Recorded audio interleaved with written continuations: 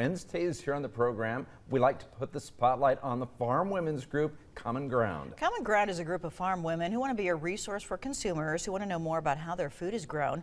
Joining us now is Common Ground volunteer Jordan Classen. Thanks for being here today. Yes, of course. How's everything in your area? Oh, good. Staying busy. We're starting to get ready for calving season, so we'll be having some baby calves here soon. All right. And when's your little one? Yep, due in February, so Awesome. pretty soon. Just around the corner for that, Yeah. too. That was awesome. Well, it is a new year, and people are thinking about their resolutions, and maybe one is to work on their finances. Yeah. One way to do that is to look at your grocery budget, right? Yes, yeah, I thought it'd be a good topic today. It just kind of hits on a bunch of areas, but basically when we're looking at our grocery budget, and especially with inflation and things, how expensive everything is now, just really going into the grocery store and having a plan for those items and what we're going to buy and what we're going to make with them, whether that's meal planning for health or meal planning for your finances or both.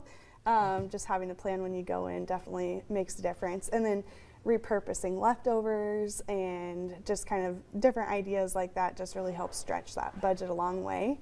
Obviously, I'm a vendor at a farmers markets too, and so buying produce seasonally and then freezing that or preserving that during those seasonal months, you're going to be able to buy that produce at a more efficient cost, whereas later in the year, you know, if it's out of season, it's going to be more expensive.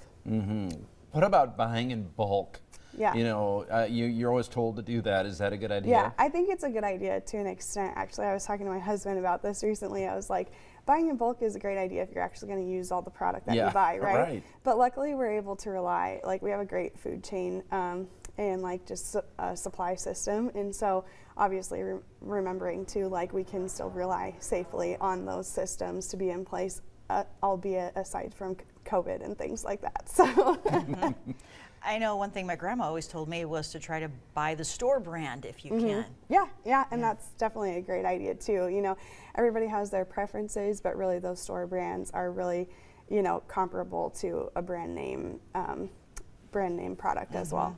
What about, you know, storing food? You know, freezing it, is that something you should think about? Yeah, so like on farms, we all have deep freezers, and so that's definitely something to consider. You can buy a deep freezer at a very reasonable cost, especially if you go to like Menards or someplace like that. You can get a smaller one, so even if you're in an apartment, like you can have space for a deep freezer.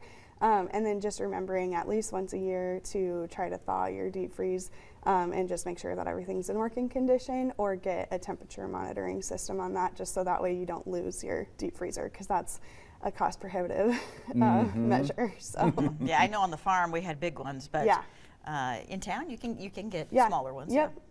But you got to remember, that's something we need to do. We need to defrost the freezer. Yeah, we haven't done that. Yeah, it just kind of keeps it in good condition, and then your meat or whatever is in it is less likely to get freezer burned and things like that, or take that taste on. So Good point. And I know you're sticking around. You have a recipe for us. Yeah, we're going to do a crock pot meal. So on the topic of grocery savings, this one actually cost me $30 to buy all the ingredients, and some of them you might already have in your cabinet. So.